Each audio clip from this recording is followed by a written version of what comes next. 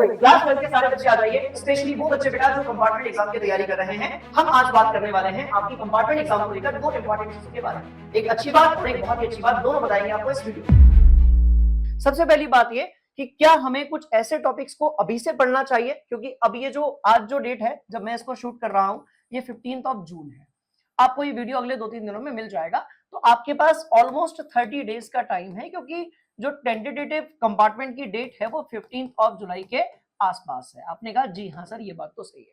अब बच्चों ध्यान से देखना, हर सब्जेक्ट में ना कुछ ऐसे टॉपिक्स होते हैं जो एग्जाम के 2 दिन पहले तो हो जाते हैं, और कुछ ऐसे टॉपिक्स होते हैं बेटा जिसको हमें थोड़ा पहले से तैयारी करनी होती है, तब जाकर खूब प्रैक्टिस करते हैं, वहां से हमेशा क्वेश्चंस आते हैं, इंपॉर्टेंट टॉपिक्स होते हैं, और तब जाकर वो हमारे मसल मेमोरी का पार्ट बन पाता है। तो ऐसे दोनों टाइप के टॉपिक्स के बारे में हम बात करेंगे आज के इस वीडियो में। पहले हम उन टॉपिक्स के बारे में बात करते हैं जिनको हमें अभी से पढ़ना चाहिए, जिनको हमें अभी से पढ़ना चाहिए, राइट। मस्ट डू टॉपिक्स, ध्यान से देखना भाई सारे के सारे बच्चे, मस्ट डू टॉपिक्स, और ये अभी से पढ़ने बेटा। ये बाद में क्या है, एग्जाम के 2 दिन पहले ना जब वन शॉट अपन देखते हैं ना, वहां पे आते नहीं है। वन शॉट की पता है सबसे अच्छी बात क्या है, समझ में पूरा आता है, क्योंकि 2 दिन बाद एग्जाम होती है ना। पता है सबसे बुरी बात क्या है, उसमें क्वेश्चन की प्रैक्टिस कम होती है, तो समझ में तो आता है पर एग्जाम में नहीं आता है। बात समझ में आ रही है? क्लास में समझ में आना और एग्जाम में लिखने के लिए बनना दोनों अलग अलग चीजें होती है, तो बिना किसी देरी के उस पर भी आते हैं। ध्यान से देखो, तो मस्ट डू टॉपिक्स कौन से हैं, मैं हर चैप्टर के इंपॉर्टेंट बता रहा हूं, जहां से जो आपको अभी से पढ़ने हैं, जो अभी से पढ़ने हैं, जो पहले से पढ़ने हैं, क्या क्लियर हो गई बात? तो जो पहले से पढ़ने भाई, ऐसा नहीं कि आप एग्जाम के एक दिन पहले वन शॉट देखें और बोलेंगे कि हो जाएगा, नहीं होगा। ठीक है, पहला बेटा went hop factor, went hops factor. ध्यान से देखो, ये ना सही बता रहा हूं, ये कोई डेफिनेशन रटने वाला टॉपिक नहीं है, और इसको बिना न्यूमेरिकल के बनता भी नहीं है। डरा नहीं रहा हूं, फैक्ट है, आपने ट्राई कर लिया होगा लास्ट ईयर। बिना न्यूमेरिकल के बनता ही नहीं है भाई। जब तक एसोसिएशन डिसोसिएशन नहीं आइडेंटिफाई करोगे, सोल्यूशन नॉर्मल है अब नॉर्मल है नहीं आइडेंटिफाई करोगे, इसका न्यूमेरिकल कैसे करोगे? और आता है एग्जाम में, डन है कि इसका न्यूमेरिकल एग्जाम में आता है। दूसरा जो पार्ट है बच्चे, वो है आपका एप्लीकेशन ऑफ, ध्यान से देखना, application of electrochemical series, electrochemical series. तो आपने ना एक रिडक्शन पोटेंशियल वाली सीरीज देखी होगी, देखिए नहीं देखिए, वो सबके अलग अलग एलिमेंट्स के ना इनॉट सेल दिए होते थे, याद करो। जैसे Zn का होता था, Zn2 प्लस के लिए -0.76 वोल्ट, कॉपर के लिए प्लस 0.34 वोल्ट, हाइड्रोजन के लिए 0 वोल्ट, रेफरेंस इलेक्ट्रोड है ना। तो application of electrochemical series and reduction potential, please ये जरूर पढ़कर जाइए। पता है ये कहां पर है? ये 2 जगह पर है बच्चों, ये 2 जगह पर है। ये जो एप्लीकेशन ऑफ रिडक्शन पोटेंशियल है, ये 2 जगह पर है। पता है कहां कहां पर है? ध्यान से देखना, पहला तो इलेक्ट्रोकेमिस्ट्री में। सर इलेक्ट्रोकेमिस्ट्री वाला तो क्लियर है, वो रिडक्शन, रिड्यूसिंग और ऑक्सीडाइजिंग पावर देखते थे, बिल्कुल सही बेटा। दूसरा पता है कहां पर है बच्चों? एक्टिविटी ऑफ या रिएक्टिविटी ऑफ या stability of ions of transition element. याद करो, ट्रांजिशन एलिमेंट में इसके क्वेश्चंस आते हैं, यानी कि D and F block element से आते हैं। यदि आपको याद होगा तो यहां से क्वेश्चन आते हैं बच्चों। रिडक्शन पोटेंशियल दिया जाता है, हाइड्रेशन एनर्जी वाला टॉपिक याद करो, थोड़ा सा कॉम्प्लिकेटेड है ना। हाँ, तो वो अभी से पढ़ के जाना है। उसके इन सबके शॉर्ट वीडियो ऑलरेडी चैनल पे अवेलेबल हैं, 10-10 मिनट के वीडियोस हैं, आप देख लेना। एक टॉपिक को बढ़िया से करवाया हुआ है, अभी नहीं डाले हैं, बट एग्जाम टाइम पे डाले थे, इसी साल, पिछले साल भी डाले थे, इस साल भी डाले हैं, आप देख लीजिएगा। ठीक है, तो stability of ion of transition element, reduction potential and stability, एक टेबल बनी होती थी, राइट। +2 ऑक्सीडेशन नंबर के लिए रिडक्शन पोटेंशियल होता था, +3 के लिए होता था, आपको बताना होता था कौन सा रिड्यूसिंग एजेंट है, कौन सा नहीं है, किसकी स्टेबिलिटी ज्यादा होगी, किसकी हाइड्रेशन एनर्जी ज्यादा होगी। ये सब वाला टॉपिक अपने को स्किप बिल्कुल भी नहीं करना है। तीसरा जो पार्ट है बच्चों, वो है ग्राफ। यार ये क्यों स्किप करते हो आप, जब ये इजी है तो? एग्जाम के 2 दिन पहले क्यों पढ़ते हो? इसमें Arrhenius equation, sir Arrhenius equation कहां पर है? केमिकल काइनेटिक्स में है।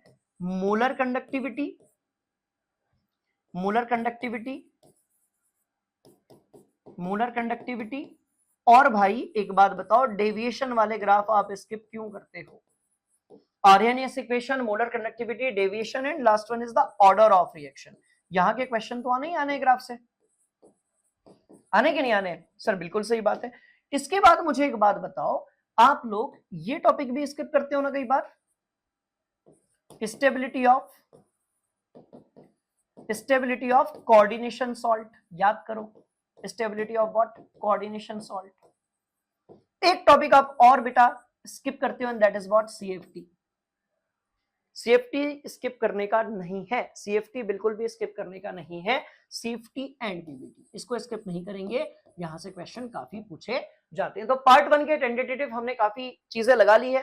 अब देखो नस्ट इक्वेशन क्यों नहीं लिख रहा हूं इसमें, क्योंकि भाई नस्ट इक्वेशन सबने पढ़ा है, फैराडेज लॉ हर कोई बच्चा पढ़ता है, इलेक्ट्रोकंडक्टिविटी, आपकी जो है कंडक्टिविटी, ठीक है, मोलर कंडक्टिविटी, और साथ साथ में आपका जो व्हाट वी कॉल इट यार, कोरलॉस लॉ, ये तो हर कोई पढ़ रहा है ना। पर आप कुछ चीजें स्किप कर रहे हो, आप ध्यान से देखो, आप बैटरीज स्किप कर रहे हो। ये अभी से पढ़ोगे ना बेटा, एग्जाम के 2 दिन पहले रिएक्शन कैसे याद होगी? तो बैटरीज में एक चीज स्किप नहीं करना है and that is what? Reaction at anode cathode. ये क्यों स्किप कर रहे हो भाई? ये बिल्कुल स्किप मत करो, एग्जाम में आता है बेटा, reaction at anode and cathode. एक ना फ्यूल सेल भी ऐड कर दे रहा हूं मैं यहाँ पे, वो बैटरीज के अंदर ही आ जाएगा बेसिकली, ठीक है, प्राइमरी सेकेंडरी का पार्ट नहीं है बट बैटरीज के अंदर ही है। तो बेटा वो भी अपने को स्किप नहीं करना है, ये वो टॉपिक है बिल्कुल भी स्किप नहीं कर रहे हैं, यहाँ से क्वेश्चन आते हैं, बात खत्म हो गई, ठीक है। चला जाओ अब ऑर्गेनिक की बात कर लेते हैं, ऑर्गेनिक की बात कर लेते हैं। Organic organic organic organic organic से क्या क्या देखना है? पहला डिस्टिंग्विश टेस्ट, एक सवाल आएगा डिस्टिंग्विश टेस्ट, ठीक है, एक सवाल डेफिनेटली आएगा। इंक्रीजिंग डिक्रीजिंग ऑर्डर स्किप कर रहे हो भाई, इससे क्वेश्चन आते हैं, ऐसा थोड़ी कि पूरी की पूरी रिएक्शन ही आ जाएगी। Increasing decreasing order, increasing decreasing order. Sir increasing decreasing order किस किस रेस्पेक्ट में आते हैं? पहला सॉल्युबिलिटी, और किस में आते हैं सर ये बता दीजिए? दूसरा एसिडिटी और बेसिसिटी, एक ही बात है बेटा, दोनों में दोनों आ गया ना, एसिडिटी। तीसरा किस में increasing? Sir boiling point, boiling point, ठीक है। ये 3 ऐसी चीजें होती है, और एक चौथा जो कि स्किप करते हैं हम लोग, रिएक्टिविटी टुवर्ड्स,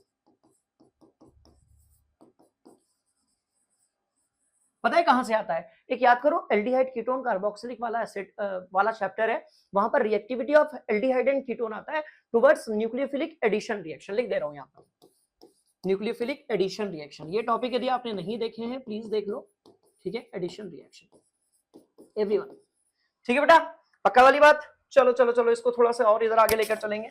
आ जाओ भैया, 5वें नंबर पे एक ऐसी चीज जिसको तुमने सोचा ही नहीं और एग्जाम में खूब आती है, केमिकल रिएक्शंस ऑफ ग्लूकोज।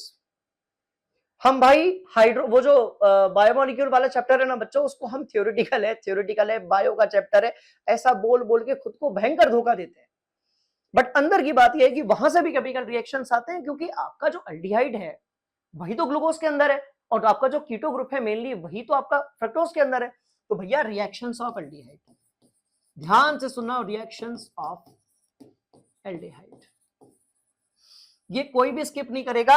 साथ साथ में ये जो पैटर्न होता है ना बेटा, न्यूक्लिक एसिड में, डीएनए वगैरह में जो पैटर्न होता है ना, पैटर्न ऑफ AGC T वाला जो पैटर्न होता है ना, इसका क्वेश्चन देख लेना, बड़ा आसान होता है, मैंने शॉर्ट वीडियो इसका भी बनाया हुआ है। पैटर्न होता था ना, एक डीएनए के अंदर एक साइड का गिवन होता था, दूसरी साइड का इसका ऑपोजिट पैटर्न आपको लिखना होता था, बात समझ में आ रही? तो जो पैटर्न ऑफ आपका ये जो भी नाइट्रोजनस बेसिस है, इसका पैटर्न आप स्किप नहीं करोगे। साथ साथ में एक टॉपिक आपको और नहीं छोड़ना है, that is what? Diazonium salt reaction. बाकी चीजें आप कर लोगे, इसलिए मैं उसके बारे में बात नहीं कर रहा हूं, ठीक है। ये कुछ ऐसी चीजें हैं जो एग्जाम के 2 दिन पहले नहीं बनेगी, इसलिए इस पर अब हमें अभी से काम करना पड़ेगा।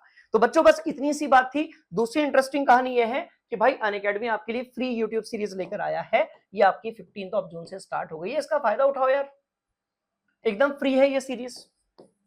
यहां पर शेड्यूल गिवन है, 15 जून से स्टार्ट हो गया है, 30 दिन का टाइम है, 30 दिन में अपन फोड़ देंगे। पास होने का टारगेट मत रखो, ये टारगेट रखो कि इस बार 70 में से 70 पूरे लाएंगे, जिससे रिजल्ट अपना अच्छा हो जाएगा, ठीक है बच्चों। तो टेंशन नहीं लेना बेटा, और क्या चीजें चाहिए बता देना, अनअकैडमी फ्री सीरीज लॉन्च कर चुका है। मिलेंगे अगले सेशन में, बने रहिए अनअकैडमी के साथ। थैंक यू सो मच, जय Hind everyone. An Academy. Let's crack it.